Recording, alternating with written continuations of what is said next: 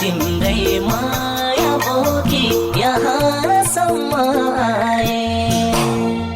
रोदै कहाँ जाऊ म, कहाँ कहाँ खोजौँ म, तिम्रो दर्शन पाइन मैले, आँसु मात्रै पाए।